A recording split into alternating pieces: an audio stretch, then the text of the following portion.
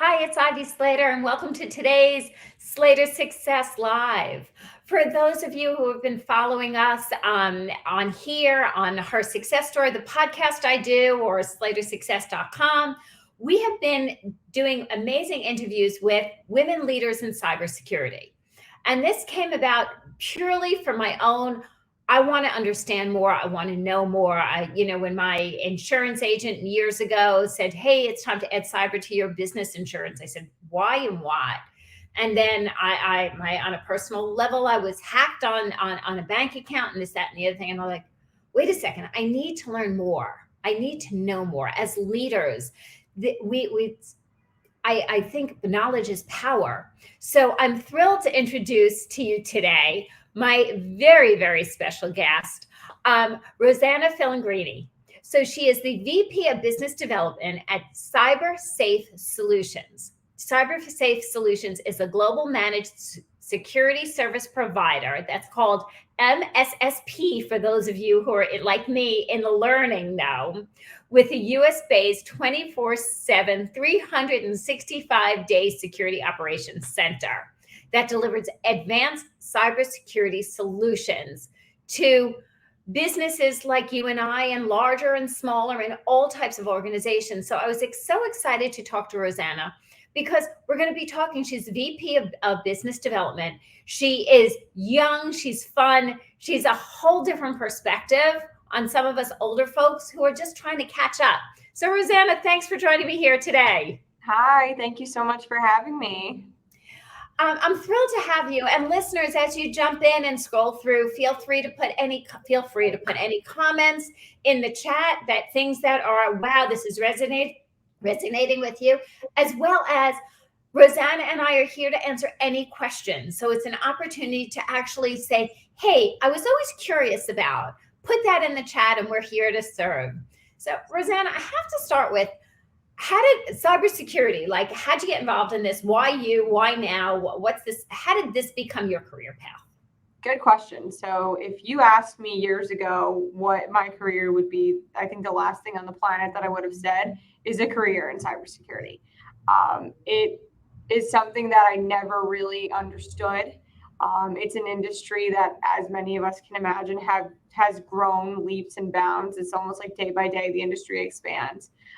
So how I got involved in cybersecurity, I actually took, when I was in college, I took an internship at a company called Gartner. They are an IT information and advisory organization. So basically what Gartner does is, if you have any initiative in information technology, you would call, and you'd be a client, of course, and you'd call and you'd say, hey, I want to talk to an expert on this. And then they'd align you with an expert, and essentially you talk about whatever it is you were looking to, a product to purchase, or a tool to bring on, for whatever reason you were looking for. So I worked there and I covered higher education in K-12. I had an internship, it rolled over into a full-time job after college. And what I found was all of the clients wanted to talk about cybersecurity. And in covering healthcare, I noticed, cybersecurity was important. I segued over to cover education, and I covered higher ed in K-12. And, it's something as to where, technology initiatives typically trail a little bit in that sector. So I was so surprised to find out that everyone wanted to talk about cybersecurity. So I just did a little more research, and I went to my friends that covered banking and other industries like emerging technology. And I said, what's important to your clients? And they all said cybersecurity. So I finally woke up one day and said, oh my gosh, I'm going to miss the boat. This is the emerging technology. This is where people want to be involved with. So I joined Cybersafe at this point a little over 3 years ago. And I've been really fortunate to see the landscape change. At this point, everyone either has been hacked themselves or knows somebody very closely that has, whether it be personally or professionally. So I'm really proud to be in the industry now. And, we spend a lot of time, I personally spend a lot of time educating people, just what I've learned, through my experience at Gartner and now at Cybersafe. So, in Cybersafe Solutions, it's a good size organization. How did you end up in business development? There's so many areas that we can end up in. There's the back end technology. there's finance, there's management, there's operations. Why business development for you? So I think the easiest way to put it is I really like talking to people. I always was the person in school who had like talks too much in class on your report card. So I knew that a career. So there's actually a career path when we get our kids' report cards, Yeah. and it says talks too much in class. We say, Yes. I think they're going to be okay. There's a career path for them. Yes, put them into sales. They'll do great. So why I like business development is it lets me have a relationship with our clients. It lets me know enough from a security perspective as to where I can be that advisory resource for them. But it also allows me to create a strategic relationship as to where I can bring in the appropriate resources, whether they be extremely technical, whether they be business minded, to support our clients. So I love business development really for the relationship building aspect.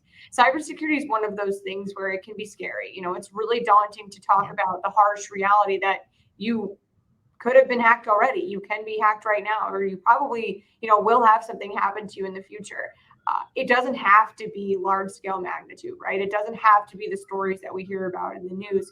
So why I'm most attracted to business development is because I get to share that message, and I get to make sure companies know there's things that you can be doing, right, to really protect your organization going forward. And it's so interesting because we don't know what we don't know.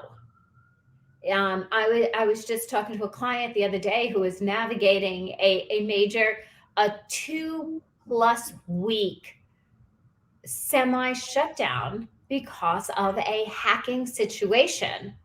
That it's we as leaders, we don't know what we don't know. You think you sign a contract, you sign your insurance, we know enough to be dangerous. Yeah. What do businesses need to know regarding cyber? Businesses of the small level, a large level.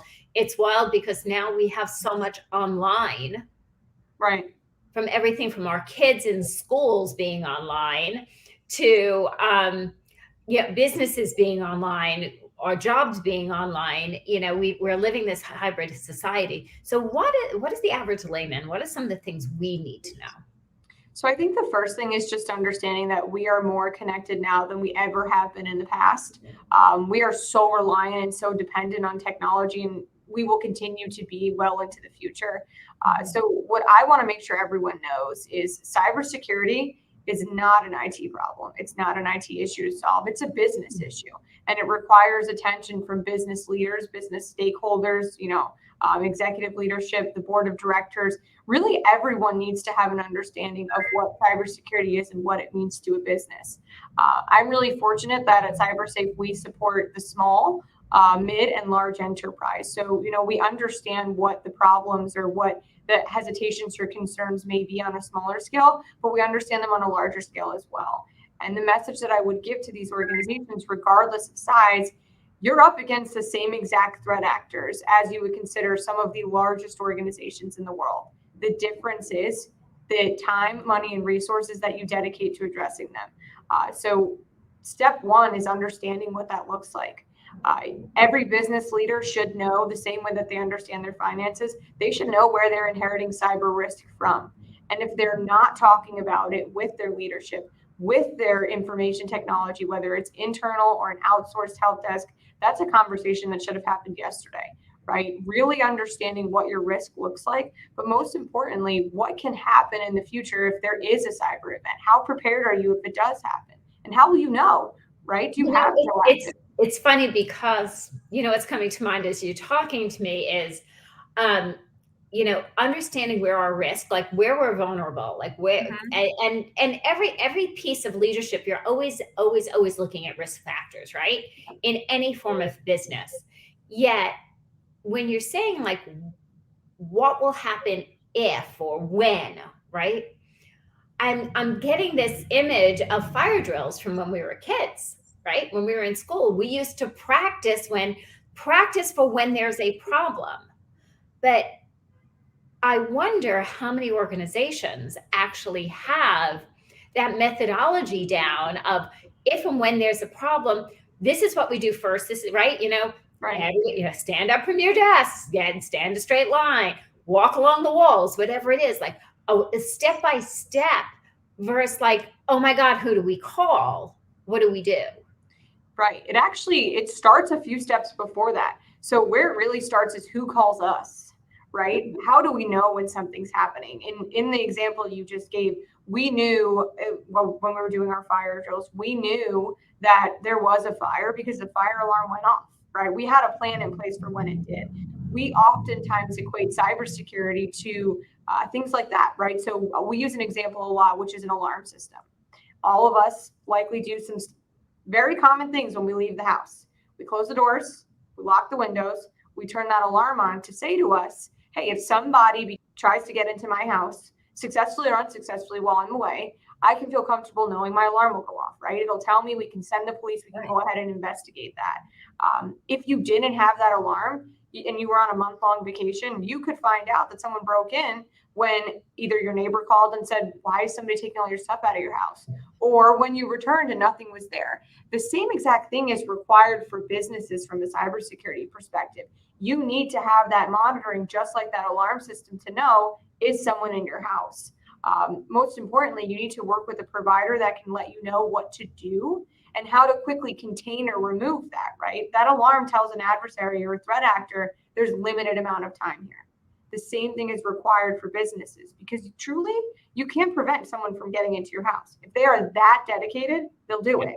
It's the same exact thing from a cybersecurity perspective. So knowing that, to your last question, is really where it starts. And I just want to jump in for a second. Listeners, if you have questions, you have comments, you have some insight in your journey, please feel free to put them in the chat. Thank you, Matthew, for jumping in. Love the feedback that cybersecurity is not an IT problem. Yeah, that was a huge hot spot for me as well, Matthew. I have to say, as soon as Rosana started on that, I was leaning in. But a business problem. It's all our responsibility to address it, and not just the job of the IT people. And I think, honestly, that was a huge aha, because I always kind of put cyber and IT, together. They're part of the same partnership here. But in leading a business, we think if we have a IT person and we have insurance, we're covered. But what I'm understanding and you're saying is there's more to it. There is. And starting to unpack that, I think, is where certain organizations start to excel. So IT is a necessary business function. It always will be. But that's a full-time job. So is cybersecurity. And so is mitigating your risk and eventually transferring that, whatever minimal risk may still be there, to a cyber insurance policy. So when you start to kind of peel it back, what has to be understood is a cyber event impacts every single aspect of the business. It can bring downtime. It can bring a reputational hit. It can unfortunately make you lose lots of data, whether that be sensitive or unsensitive, right? There's a misconception, and this is another really big thing, that certain organizations believe, I'm not a target to a cyber attack. I'm too small. I'm not in an industry that any hacker would want. When in reality, the hackers don't care, right? All they care about is how important is your information to you. What would you be willing to do to get it back, right? That's why we hear about all these ransom payments that have become astronomically high, because again, the hackers just want to get a payout, right? They're running a business. They want the least amount of effort and the highest reward. Payout, right.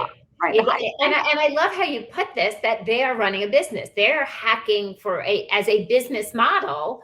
And they're like, okay, least effort, right? What's the minimal I could do to show up for the maximum amount of money I can get? Yeah. And they're highly organized. The vehicle for that is our businesses. Yeah. They're highly organized and they're very, very well funded. And what they realize is there's so many companies that have been operating on that mindset of, oh, it's never going to be me.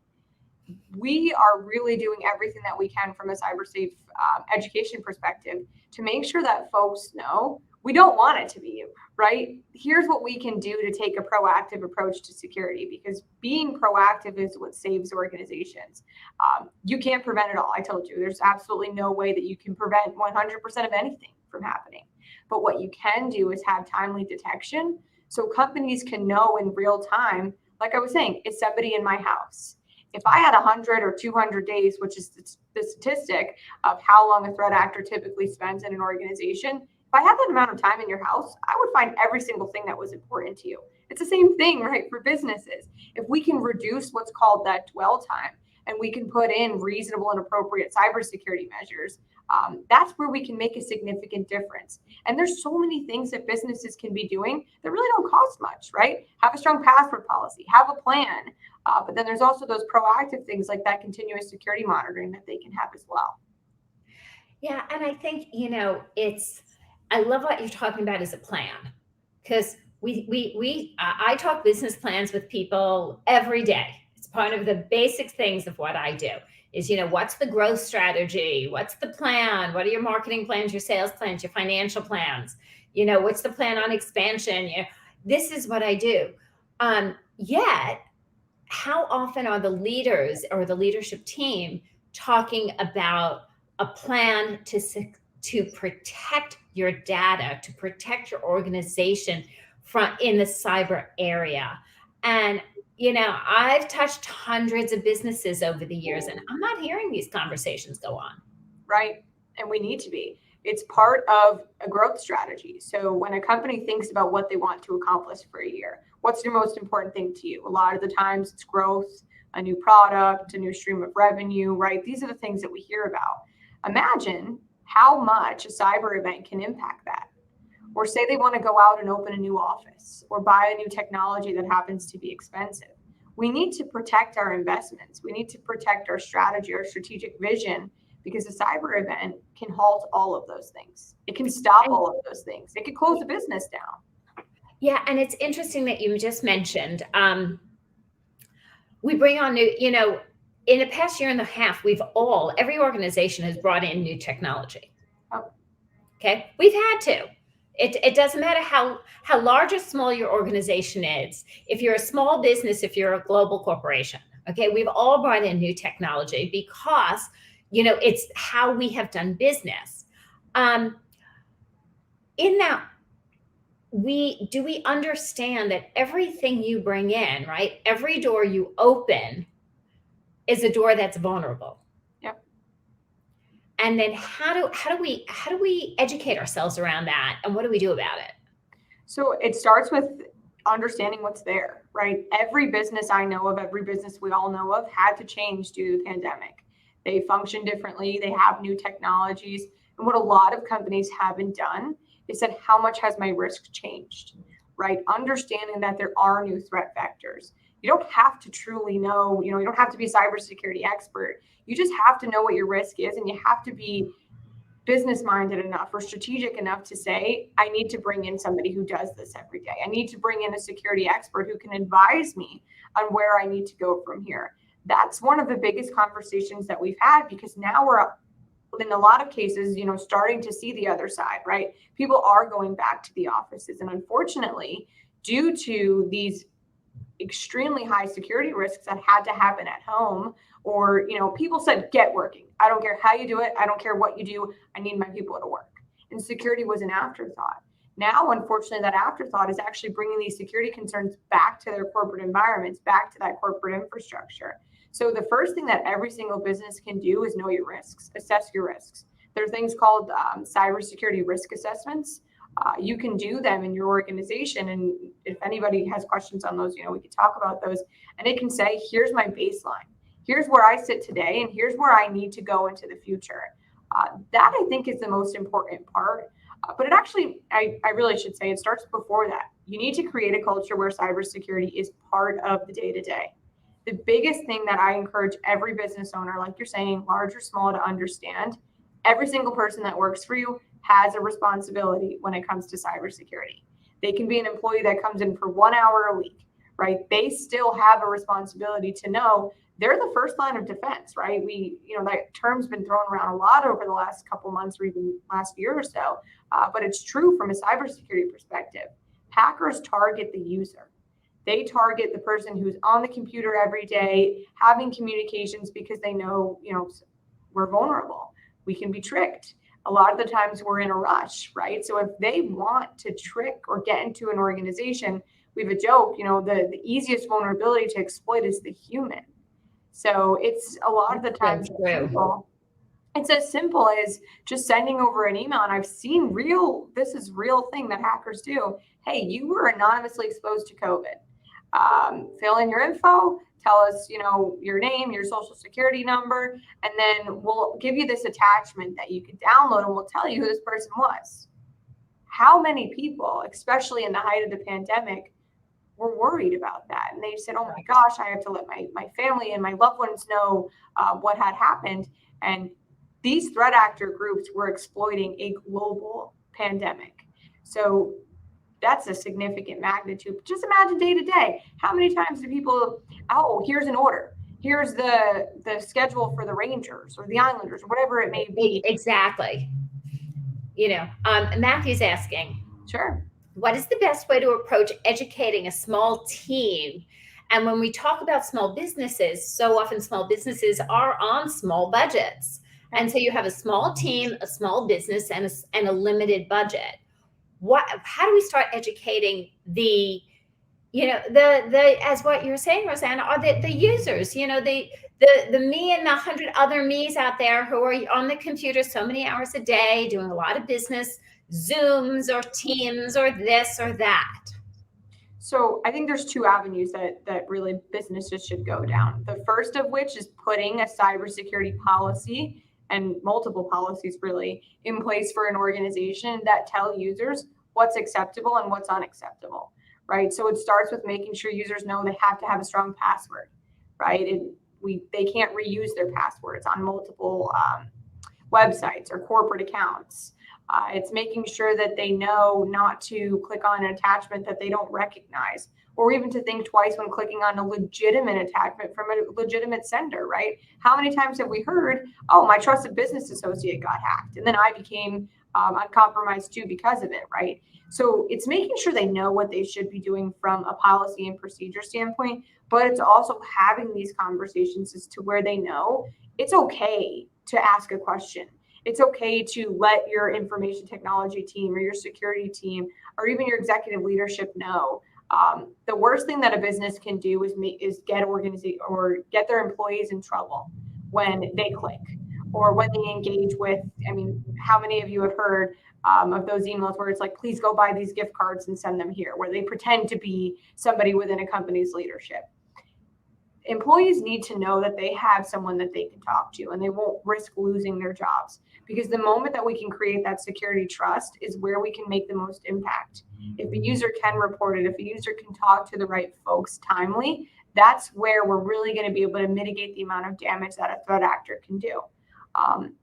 That is professionally, but I mean personally too, there's so many things that we all need to be aware of as part of our day-to-day.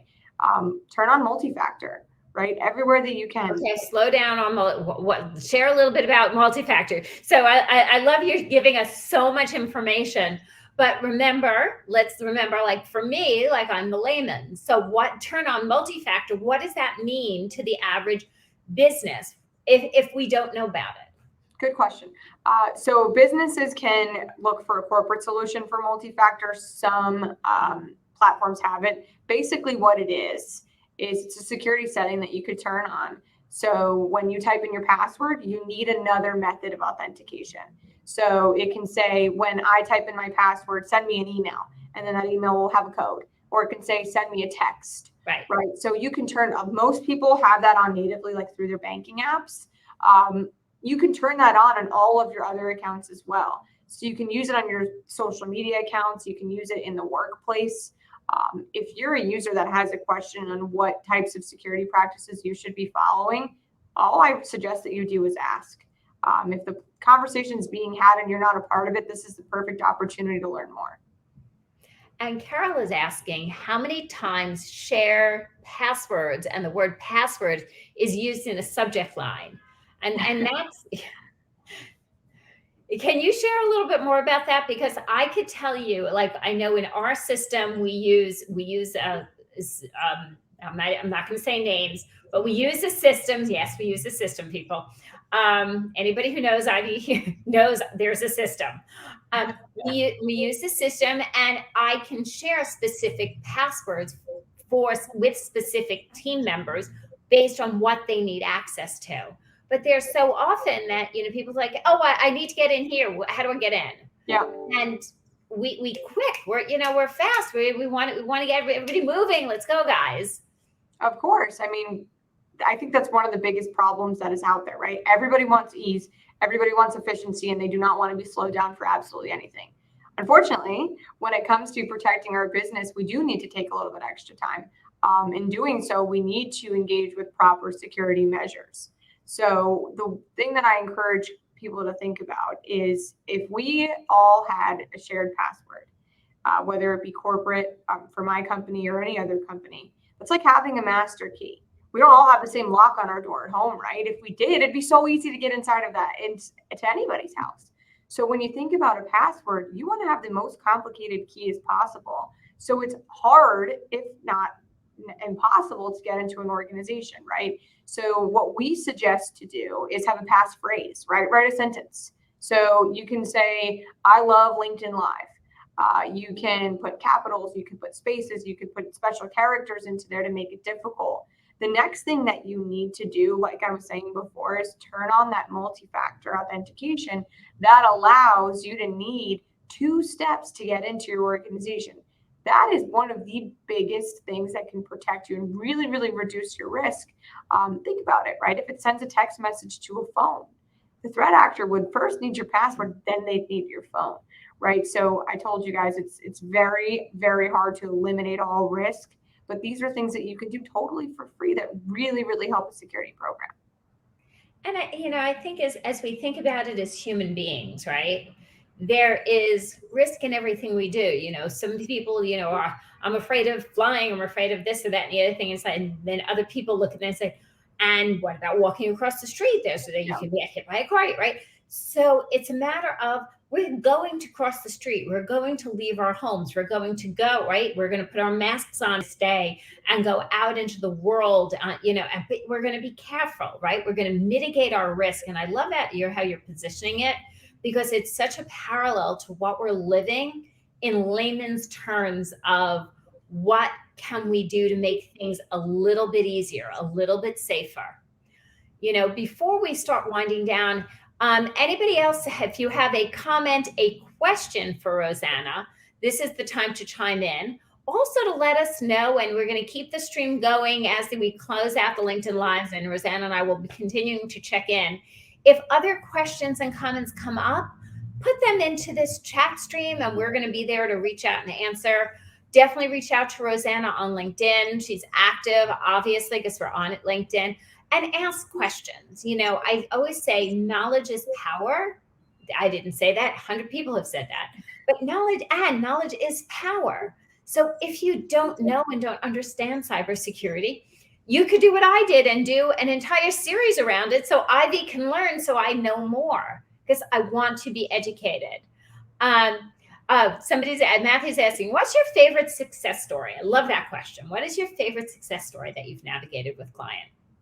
So what immediately came to mind did not start out as a success story. So we have 2 sides of our business. The proactive side, where we want to bring that alarm to understand, is something happening in real time.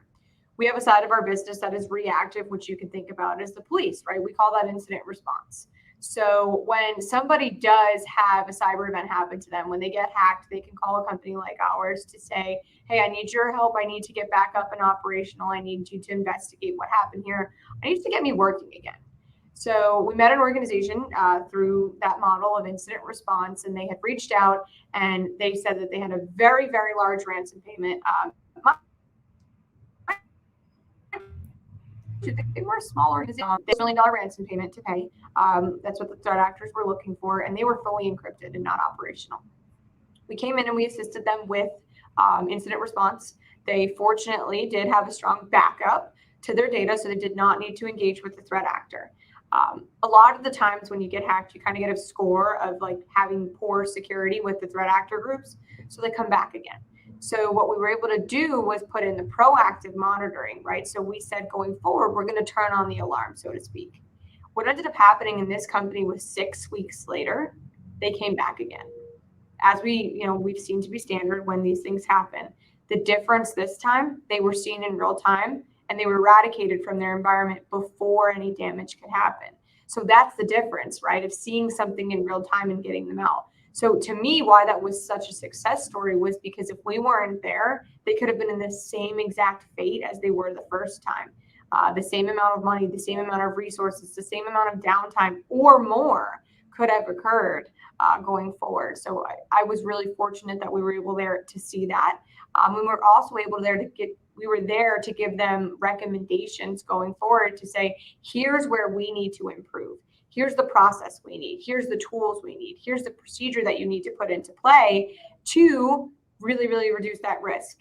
Bottom line was they got their risk, pretty low, but they understand it's ever evolving. So they were able to also transfer whatever risk was remaining to a fitting cybersecurity insurance policy. Nice. So as you can tell, I'll kind of wrap up just by saying information technology, IT as a whole, security, and of course, cyber insurance. These are all things that you need to have. They're very, very complementary of one another. And I think that story was a good example of that.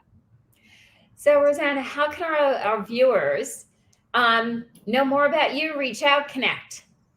Just reach out to me on LinkedIn. I would be more than happy to have a conversation with you about what is appropriate for your business, some measures that you can put in place. But I also love to educate. So, I can send you over some resources to understand more about cybersecurity. Most importantly, I think you're right, Ivy. You don't know what you don't know. But starting the conversation is the most important piece. And then from there, we can really build a strong foundation together. Thank you so much for joining me. And Carol is the person who connected us. And she said, you are a star, great job. Viewers, LinkedIn has power of connection. It has power of building relationships. Don't just sit and watch. Take action. So Rosana is inviting you to connect with her. Connect. See what's going on. Educate yourselves. We don't know what we don't know, especially in anything, especially around cyber. It is a new industry. It's a fairly new industry. It's not going away. It's becoming more and more prominent. So as business leaders, we want to be on the as educated as possible. I would love to say the cutting edge, but I'm going to put that one on the side and say as educated as possible as this whole industry continues to evolve. Rosana, thank you so much for joining me here today. Thank you. Thank you so much for having me. Hang tight. So, and viewers, stay tuned. We come back next Monday. That is Monday at 5 p.m. with Gloria Felt. Gloria and I go back quite a while. We are also connected through other colleagues here at LinkedIn. We are in the mission of great leadership. It's going to be a lively, interactive conversation, so I'm looking forward to it. Make sure to mark your calendars for Monday at 5. And I look forward to seeing you. If you have questions, comments, as you continue to see the stream, share it forward, put the comments in the stream below, and Rosana and I will keep our eye on it and be of service to all of you. Thanks for joining me here today. See you next time.